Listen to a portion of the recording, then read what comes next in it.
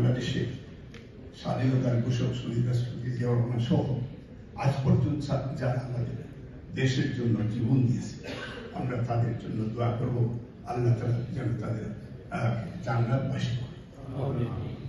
আমি ধন্যবাদ দিই মাননীয় হাই কমিশন প্রবাসীদের কথাটা তুলে ধরেছে।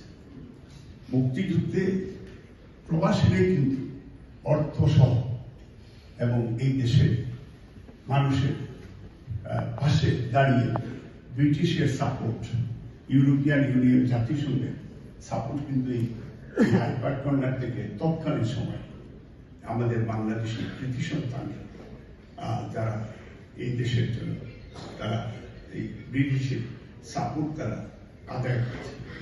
কিন্তু বাংলাদেশে এই জুলাই আন্দোলন আপনি বলেছেন যে ইভেন আমরা এই বিএনপি এবং এই কমিউনিটি, বিভিন্ন রাজনৈতিক দল, ইভেন আপনার জামাতে ইসলাম এবং হেফাজতে ইসলাম বা আরো যে সংগঠনগুলি, আমরা সবাই হাইপার কর্নার থেকে আমরা সেই দিন হাজার হাজার মানুষকে নিয়ে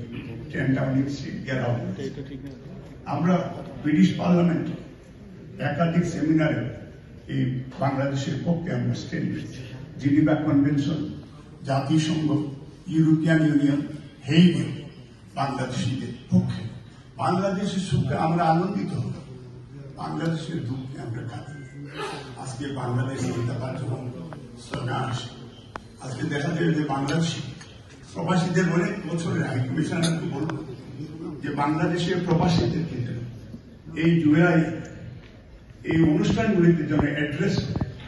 অনেক সময় তারা প্রবাসীদের কথা বলে যান, আমাদের সেই কৃতি সন্তানদের কথা বলে যান। আমরা প্রবাসীদের ভোটাধিকার চাই না। প্রবাসীরা বাংলাদেশের সাথে মেক শিওর যাতে ব্রিটিশ বাংলাদেশি যারা তাদের নেক্সট জেনারেশন, যেমন লাইকে রূপা হোক, লাইকে আরো অনেক এমপি আছে যারা সত্যিকার বাংলাদেশের জন্য তাদের সন্তান, doctor, engineer, barrister, ambassador, high commission, ওয়ার্ল্ডকে এই দেশ থেকে তারা সার্ভ করছে। আমরা চাই যে ব্রিটিশ বাংলাদেশিদেরকেও ফর ফিউচারে বাংলাদেশে তাদেরকে সুযোগ করে দেওয়া হবে এবং আমরা যাতে শোল্ডার টু শোল্ডার দেশে বিদেশে আমরা যাতে একসাথে আমরা স্ট্যান্ড করতে পারি।